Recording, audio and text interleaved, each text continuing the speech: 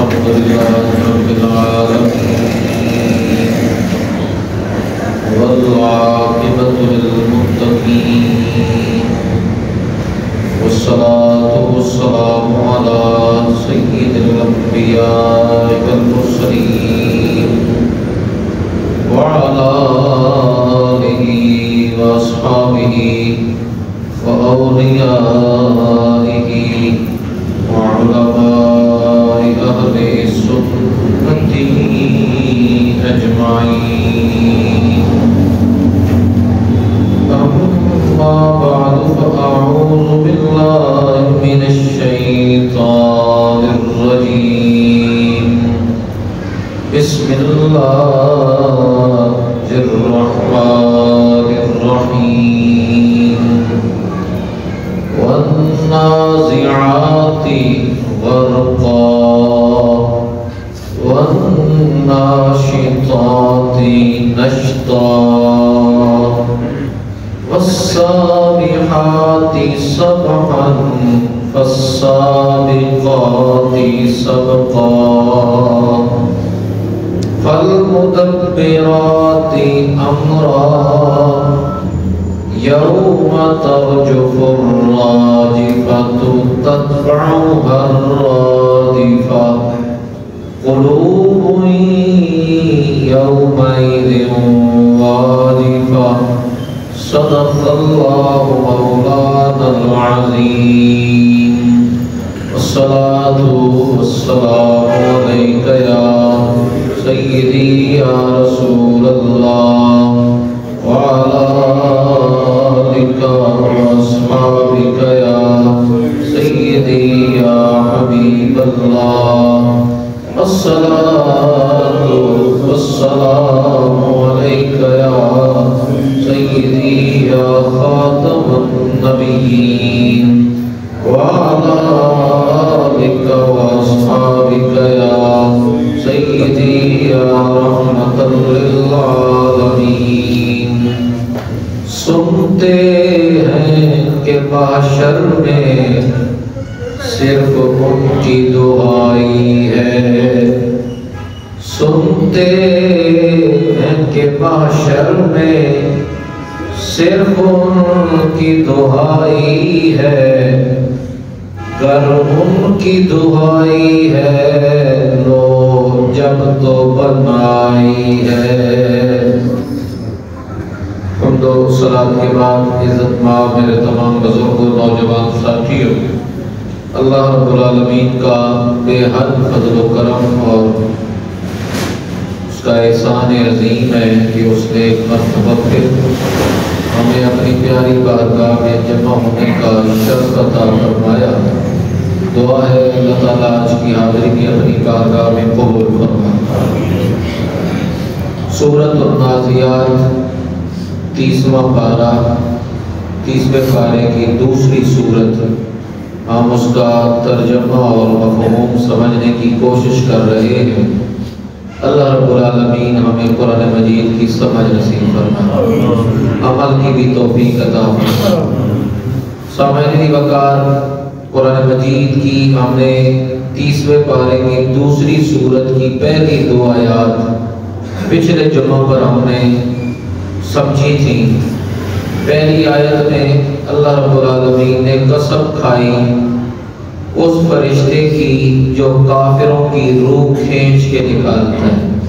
والنازعات غرقا، قسم ہے مجھے اس فرشتے کی جو کافروں کی روح کو کھینچ کے نکالتا ہے. تو یہ پہلی آیت میں کافروں کی موت کا ذکر ہوا کہ ان کی موت کو کس طرح سختی سے نکالا جاتا ہے، ان کے اوپر کتنی سختی سے موت آتی ہے. اور رب فرما رہا ہے تو اندازہ کریں کہ وہ کتنی سخت موت ہوگی. کافر ہو یا مسلمانوں میں منافق ہو، ان دونوں کا تقریباً انجام ایک ہی ہے. اگر ایک آدمی مسلمان رہے اور بے ایمان ہو کر مرے تو وہ بھی کافروں کے ساتھ ہی ہے. میں اکثر کہتا ہوں کہ ایمان ضروری ہے، خاتمہ بالایمان. اور حدیث پاک کے بھی یہ الفاظ ہے کہ خاتمے کی دعا کرو ایمان پہ۔ آپ صلی اللہ علیہ وآلہ وسلم نے ارشاد فرمایا ایک آدمی ساری زندگی ایمان پہ گزارتا ہے لیکن مرتے دم وہ دوزخ میں داخل ہو جاتا ہے۔ وجہ کیا ہے کہ مرتے دم اسے ایمان نصیب نہیں ہوتا، کوئی ایسا کام کر بیٹھتا ہے جس کی وجہ سے وہ ایمان سے خارج ہو جاتا ہے۔ اس لیے ہمارے بزرگوں کا طریقہ کار تھا، رات کو سوتے تو یہی کہتے میں سو جاؤں یا مصطفیٰ کہتے کہتے، کھلے آنکھ یا صلی اللہ کہتے کہتے۔ جن کی آنکھیں بند ہوں سرکار کی نعتیں ہوں، آنکھ کھلے سرکار کی نعتیں ہوں، تو وہ آدمی دنیا سے بھی ایمان کی حالت میں جاتا ہے۔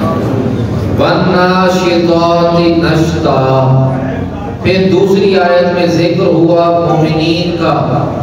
اللہ رب العالمین نے پھر حدیث پاک میں حضور نے ہمیں بتایا، آقا کریم نے بتایا کہ جب کافروں کے اوپر موت آتی ہے، آپ صلی اللہ علیہ وسلم نے فرمایا کہ فرشتے کی جو شکل و صورت ہے وہ عجیب و غریب سی، جو میں نے پچھلے جمعہ حدیث بیان کی تھی، اس کے چہرے اور اس کے لباس کا رنگ کالا سیاہ ہوتا ہے، اور اس کے وہ آتا ہے تو ڈر کے ہی اس کی جان نکل جاتی ہے، اور پھر اسے آسمانوں میں بھی داخل اس کی روح کو نہیں ہونے دیا جاتا، یعنی یہ کافر کی روح کا حال ہے۔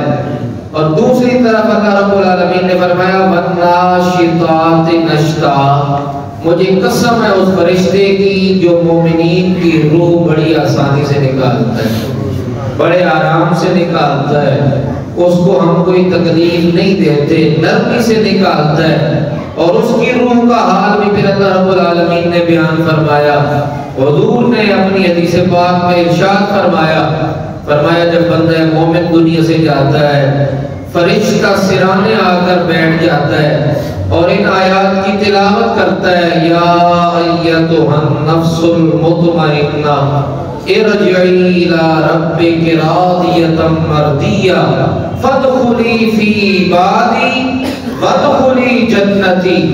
اے نفس مطمئنہ، اے ایمان والے، اے رب کو راضی کرنے والے، ارجعی لوٹا الی ربک، اپنے رب کی طرف، راضیۃ مرضیہ، رب تجھ سے راضی ہو گیا ہے، تو رب سے راضی ہو گیا۔ پھر فرمایا فادخلی فی عبادی، اے میرے بندے تو میرے بندوں میں شامل ہو گیا، تو میرے بندوں میں شامل ہو جا، فادخلی داخل ہو جا، عبادی میرے بندوں میں، وادخلی جنتی، جب تو میرے بندوں میں شامل ہو جائے گا میں تو ویسے رحیم ہوں، میں تو ویسے کریم ہوں، میں تجھے جنت میں داخل فرما دوں گا، وادخلی جنتی، میں تجھے خود جنت میں داخل فرماؤں گا۔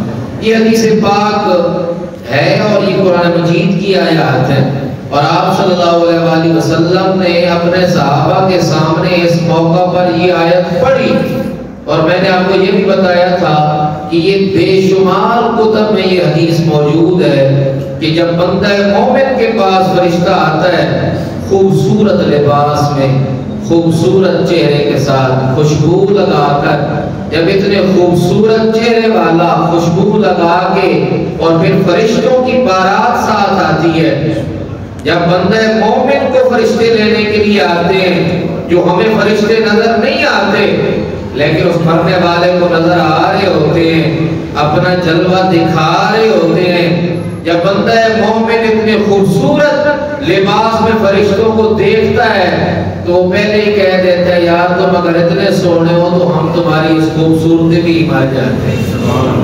وہ جان پہلے ہی نچھاور کر دیتا ہے کہ یار جب مجھے لے جانے والے اتنے خوبصورت ہیں، جس کے پاس جا رہا ہوں وہ رب کتنا خوبصورت ہوگا، اس کے جلوے کتنے اعلیٰ ہوں گے، مجھے لے جانے والے میرے قاصد، میرے پاس آنے والے اتنے اعلیٰ ہیں، اتنے سونے ہیں، جس نے ان کو بنایا ہوگا وہ رب کتنا پیارا ہوگا، کتنا خوبصورت ہوگا۔ یہ فرق ہے مومن اور منافق میں، مومن اور کافر میں یہ فرق ہے کہ ایک طرف اس کے لیے عذاب ہی عذاب ہے کافر کے لیے، اور مومن کے لیے راحت ہی راحت ہے، سکون ہی ہی سکون ہے، پیار ہی پیار ہے، محبت ہی محبت ہے، مگر کچھ پانے کے لیے کچھ کھونا پڑتا ہے۔ جو بوؤ گے وہی کاٹو گے، جو تم کرو گے جیسا کرو گے ویسا بھرو گے، جیسی کرنی ویسی بھرنی۔ یہ جو کلیہ قانون بنے ہوئے ہیں یہ جھوٹ نہیں ہے، یہ حقیقت ہے۔ اگر مومن بن جاؤ گے، اللہ رب العالمین کے پیارے بن جاؤ گے، پھر رب کرم فرمائے گا تمہیں اپنے پیاروں میں شامل فرما دے گا۔ پھر فرمایا والصابحات سبحا۔ پچھلے جمعہ پر میں نے آپ کو بتایا تھا کہ اللہ رب العالمین نے اس سورت کے شروع میں 5 قسمیں ارشاد فرمائیں، اور اللہ جب قسم کھا لیتا ہے اس کا مطلب ہے بات بڑی خاص آ رہی ہے۔ یہ تیسری قسم ہے، والصابحات سبحا۔ مجھے قسم ہے ان فرشتوں کی جو آسمان اور زمین کے درمیان فرشتے تیرتے ہیں، وہ فرشتے جو بندہ مومن کی روح لے کر جاتے ہیں اور بارات کی شکل میں۔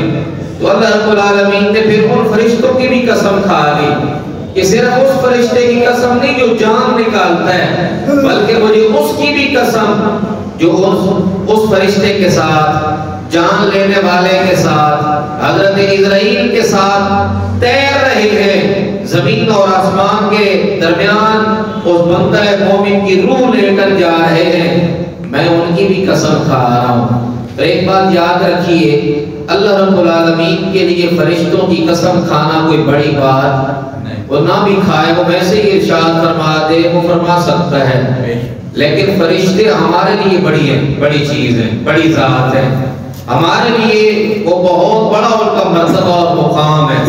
ہم ان کا جب بھی نام لیں گے تو عزت اور احترام کے ساتھ لیں گے۔ اللہ رب العالمین نے ہمیشہ قسم ارشاد جو فرمائی، اللہ کے لیے کوئی بھی چیز بڑی نہیں ہے۔ اللہ رب العالمین نے فرشتوں کی قسم کھائی، سورج کی قسم کھائی، چاند ستاروں کی قسم کھائی۔ مطلب کیا تھا؟ مطلب یہ تھا کہ تم یہ چیزیں بنا نہیں سکتے، لیکن میں رب ہوں، میں ان چیزوں کی قسم کھا رہا ہوں جو تمہارے لیے مشکل ہے، جو تمہارے لیے ناممکن ہے۔ تو اللہ رب العالمین نے ان فرشتوں کی قسم کھائی، والصابحات سبحا۔ وہ فرشتے جو حضرت اسرائیل علیہ السلام کے ساتھ بارات کی شکل میں نیک آدمی کی روح لے کر جا رہے ہیں، پھر فرمایا فالسابقات سبقا۔ مجھے قسم ہے ان فرشتوں کی جو تیزی سے میری رحمت کی طرف بڑھتے ہیں، جو تیزی سے میری رحمت کی طرف بڑھتے ہیں۔ اور ایک بہت بڑے امام ہیں، انہوں نے لکھا تفسیر میں، انہوں نے کہا اس سے مراد وہ نیک روحیں نہیں ہیں۔ فالسابقات سبقا، سابقات سبقا کا معنی ہوتا ہے قوت کے ساتھ بڑھنا، تیزی سے بڑھنا۔ اس سے مراد وہ روحیں بھی ہیں نیک لوگوں کی۔ میں نے آپ کو پہلے بتایا جب اسے خوبصورت شکل میں فرشتہ لینے آتا ہے نا نیک آدمی کی روح کو، تو وہ کہتی ہے میں پہلے اس جسم سے نکلوں اور اللہ کے پاس پہنچ جاؤں۔ اللہ رب العالمین نے ان روحوں کی قسم بھی کھائی ہے جو اللہ کی رحمت کی طرف تیزی سے بڑھتی ہیں، تیزی سے نکلتی ہیں۔ فالسابقات سبقا۔ اللہ رب العالمین فرماتا ہے مجھے قسم ہے ان روحوں کی جو میری رحمت کی طرف، میرے جلوے دیکھنے کے لیے، میرے پیار اور محبت کے لیے میری طرف قوت کے ساتھ تیزی سے بڑھتی ہیں۔ پھر فرمایا فالمدبرات امرا۔ مجھے قسم ہے ان فرشتوں کی جو تدبیر کرتے ہیں۔ حالانکہ تدبیر کون کرتا ہے؟ تدبیر کا معنی ہوتا ہے کہ آپ ایسے لے لیں کہ اس کائنات کو بنانا، اس کا نظام چلانا یہ رب العالمین کی جو ہے وہ قدرت میں ہے، لیکن اللہ رب العالمین نے کچھ چیزوں کی ڈیوٹی فرشتوں کی لگائی ہے، کچھ چیزوں کی ذمہ داری ہمیں دی ہے۔ کئی ایسے کام ہیں جو ہم خود کرتے ہیں، یہ مطلب یہ نہیں ہے کہ اب ہم اگر گاڑی چلا رہے ہیں اور ہم دیوار میں خود مار دیں اور کہیں رب نے کیا۔ مطلب یہ ہے کہ تمہارے لیے ایک راستہ بہتر ہے، صراط الذین انعمت علیہم، ان لوگوں کا راستہ یا اللہ جن پر تم نے انعام کیا. ایک ہے راستہ سیدھا اور دوسرا راستہ کون سا؟ الٹا. غیر المغضوب علیہم، وہ راستہ جن پر رب العالمین نے غضب کیا. اب راستے دو ہیں، چننا ہم نے، رب نے ہمیں دو راستے دے دیے. اب رب فرماتا ہے کچھ فرشتوں کی ذمہ داری، ڈیوٹیاں میں نے لگائی ہیں. اور حدیث پاک ہے نبی کریم علیہ السلام نے فرمایا حضرت جبرائیل علیہ السلام کی ذمہ داری تھی نبیوں کے پاس پیغام لانا. ایک ذمہ داری، وہ ذمہ داری ان کی ختم ہو گئی، وہ ذمہ داری ان کی مکمل ہو گئی. نبی کریم علیہ السلام خاتم النبیین ہیں، حضور کے بعد نبی نہیں آنا. یہ ڈیوٹی ان کی مکمل ہو گئی.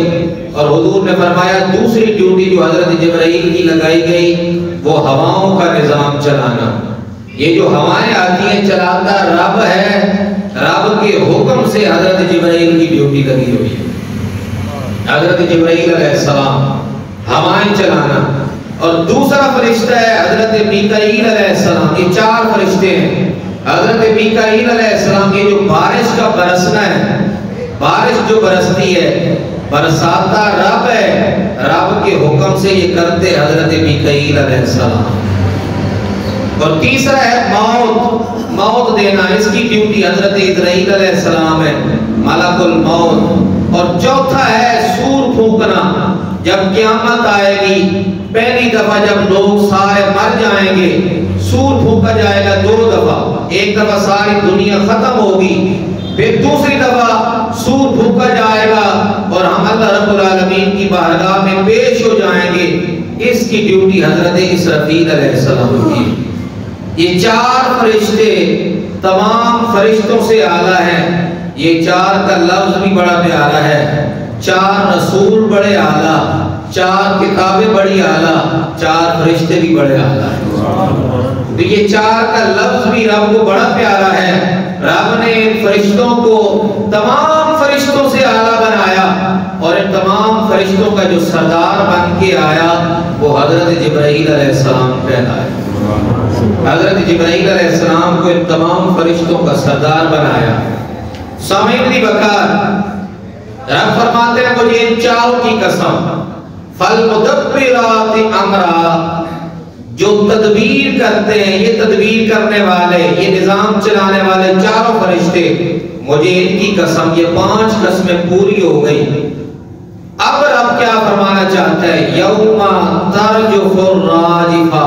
میں نے آپ کو بتایا تھا کہ جس طرح رب نے اللہ رب العالمین نے سورۃ النبأ میں پہلی سورت میں قیامت کا ذکر کیا، اسی طرح سورۃ النازعات میں دوسری سورت میں بھی اللہ رب العالمین نے قیامت کا وہ منظر پیش کیا، بیان فرمایا. فرمایا یوم ترجف الراجفہ، جب وہ آئے گی لرزانے والی، جب لوگوں پر لرزہ طاری ہو جائے گا. آگے فرمایا تتبعها الرادفہ، اس وقت کیا ہوگا جب ایک کے بعد دوسری آئے گی. پہلی بار جب حضرت اسرافیل علیہ السلام سور پھونکیں گے ساری کائنات کا نظام درہم برہم ختم، وہیں پر کائنات کا اختتام ہو جائے گا. فرمایا تتبعها الرادفہ، اس وقت کا کیا حال ہوگا جب 2 بار قیامت کا منظر تم دیکھو گے. ایک دفعہ جب حضرت اسرافیل علیہ السلام نے سور پھونکا ساری کائنات ختم ہو گئی. جب دوسری دفعہ پھونکا سارے لوگ پلک جھپکنے میں رب کی بارگاہ میں پیش ہو گئے. اب تیسری آیت اس سے آگے فرمایا قلوب یومئذ واجفہ، اس دن بڑے بڑے دل والے، بڑے بڑے مضبوط، قلوب کہتے ہیں دل کو، قلب کی جمع ہے قلوب، بڑے بڑے مضبوط دل رکھنے والے کانپ رہے ہوں گے، بڑے بڑے دلوں پر لرزہ طاری ہوگا. فرمایا ابصارها خاشعہ، اس وقت رب کی بارگاہ میں بڑے بڑوں کی آنکھیں جھکی ہوئی ہوں گی، کوئی اٹھا نہیں پائے گا، رب کی بارگاہ میں کھڑا کوئی ہو نہیں پائے گا۔ رب جس کو ہمت عطا فرمائے گا وہی کامیاب ہو جائے گا۔ سبحان اللہ، سبحان اللہ۔ اس دن یہ رب نے جو قسمیں کھائی ہیں نا 5، میں نے آپ کو پہلے بتایا کہ جب رب قسم کھا لے تو اس کا مطلب ہے کوئی بات خاص آنے والی ہے۔ اور رب نے پھر قیامت کا منظر ارشاد فرمایا، بڑے بڑے نیک جو اپنے آپ کو بڑا پرہیزگار سمجھتے ہیں، بڑا متقی سمجھتے ہیں، بڑی بڑی محافل کروانے والے، صدقہ و خیرات کرنے والے، وہ بھی اس دن کیا ہوگا، ان کے دلوں پر لرزہ طاری ہوگا۔ ابصارها خاشعہ، آنکھیں جھکی ہوئی ہوں گی۔ وَيَقُولُونَ أَإِنَّا لَمَرْدُودُونَ فِي الْحَافِرَةِ، وہ جو کہتے ہیں کافر، وہ کہتے کیا ہے؟ کہتے ہیں کہ کیا ہم دوبارہ رب کی بارگاہ میں پیش ہوں گے؟ اِذَا كُنَّا عِظَامًا نَخِرَةً، جب ہماری ہڈیاں سڑ جائیں گی، جل جائیں گی، جسم ریزہ ریزہ ہو جائے گا، پردے پردے ہو جائے گا، مٹی کے ساتھ مل جائے گا، یہ کیسے ہو سکتا ہے؟ آج کافروں کا یہی عقیدہ ہے کہ ہم نے رب کی بارگاہ میں پیش نہیں ہونا۔ قالوا تلک اذا کرۃ خاسرہ، پھر کافر کہتے ہیں اگر یہ ہو گیا یہ تو پھر بڑی خسارے والی زندگی ہے۔ اگر ہم رب کی بارگاہ میں پیش ہو گئے، رب کی بارگاہ میں اگر ہم پیش ہو گئے، یہ تو بڑی خسارے والی زندگی ہے۔ مجھے آپ بتائیں وہ پل صراط جو تلوار سے زیادہ تیز ہے، بال سے زیادہ باریک ہے، اس پل صراط سے جو گزر جائے گا وہی کامیاب کہلائے گا۔ اس دن نامہ اعمال کام آئیں گے، غلامی مصطفیٰ کام آئے گی، نبی پاک صلی اللہ علیہ وسلم کا عشق کام آئے گا، میرے نبی کی سنت کام آئے گی، اہل بیت و صحابہ کرام کا پیار کام آئے گا۔ جو دنیا میں اللہ اور اس کے رسول کے نعرے لگائے گا اس کا انشاءاللہ بیڑا پار ہو جائے گا۔ اس لیے فرمایا قالوا تلک اذا کرۃ خاسرہ، کافر کہتا ہے مجھے موت نہ آئے، میں دنیا کی زندگی میں عیش کروں، میں آگے نہ جاؤں۔ حدیث پاک ہے جب ایک گناہگار مسلمان دنیا سے جاتا ہے، جب ہم اس کے جنازے کو لے کر چلتے ہیں، گناہگار کہتا ہے مجھے کدھر لے کے جا رہے ہو، ہم اس کی آواز سن نہیں پاتے۔ حضور فرماتے ہیں میرے آقا نے فرمایا وہ رو رہا ہوتا ہے، تڑپ رہا ہوتا ہے، کہتے ہیں مجھے لے جانے والوں رک جاؤ، مجھے دنیا میں رہنے دو، میرے پاس کوئی عمل نہیں، لیکن جب ایک نیک جاتا ہے، رب کا پیارا جاتا ہے، رب کا دلارا جاتا ہے، وہ کہتے ہیں دیر نہ کرو، کملی والے کا دیدار کرا دو، مجھے اپنے آقا کا دیدار کرا دو، دیر کرنے والوں جلدی چلو، میرے آقا میرے انتظار میں ہیں۔ اس لیے فرمایا قالوا تلک اذا کرۃ خاسرہ، کافر کہتے ہیں یہ تو خسارے والی زندگی شروع ہو گئی۔ فَإِنَّمَا هِيَ زَجْرَةٌ وَاحِدَةٌ فَإِذَا هُمْ بِالسَّاهِرَةِ، پھر پلک جھپکنے میں انسان یہ لوگ رب کی بارگاہ میں پیش ہو جائیں گے، پتہ ہی نہیں چلے گا۔ وہ کافر وہ جو کہتے تھے کہ ہم رب کی بارگاہ میں پیش نہیں ہوں گے، رب فرماتا ہے ہمارے لیے مشکل نہیں ہے، اور یہ کئی گھنٹوں کی یا مہینوں کی مسافت نہیں ہوگی، بلکہ جیسے ہی حضرت اسرافیل سور پھونکیں گے، رب فرماتا ہے پلک جھپکنے میں لوگ میدان عرفات کہاں ہے؟ عرب شریف میں۔ آپ لوگ اکثر لوگ زیارت کر کے وہاں کی، ہم جب وہاں پر گئے تو دل میں خیال آتا تھا کہ یار یہی میدان ہوگا اور کھلا میدان، سوا نیزے پہ سورج، یا اللہ تو بھی کرم فرما اپنے محبوب کے صدقے، اس دن کرم فرمانا، ہمیں بخشش کی گارنٹی سنانا۔ تو حضرت گرامی رب فرماتا ہے قرآن مجید میں کہ جو جہاں جہاں دفن ہے، کئی مہینوں کی مسافت ہم پلک جھپکنے میں طے کروائیں گے اور لوگوں کو اپنے سامنے کھڑا فرمائیں گے، اور کامیاب وہی ہوگا جو میرے راستے پہ آئے گا یا میرے محبوب کے راستے پہ آئے گا۔ فَإِذَا هُمْ بِالسَّاهِرَةِ، پھر اس دن ہم نے رب کی بارگاہ میں جمع ہونا ہے۔ دعا ہے اللہ رب العالمین ہمیں قرآن مجید کی سمجھ نصیب فرمائے، عمل کی توفیق عطا فرمائے، اور قبر و حشر میں اللہ تعالی ہم سب کو کامیابی نصیب فرمائے۔ کامیابی اصل وہی ہے، کامیابی اصل آخرت کی ہے، دنیا کی کامیابی یہ یہیں پر رہ جانی ہے، اصل کامیابی وہی ہے جو حاصل کر لیتا ہے۔ اللہ رب العالمین ہمیں حقیقی کامیابی نصیب فرمائے۔ وما علیہ الا البلاغ المبین۔ سنت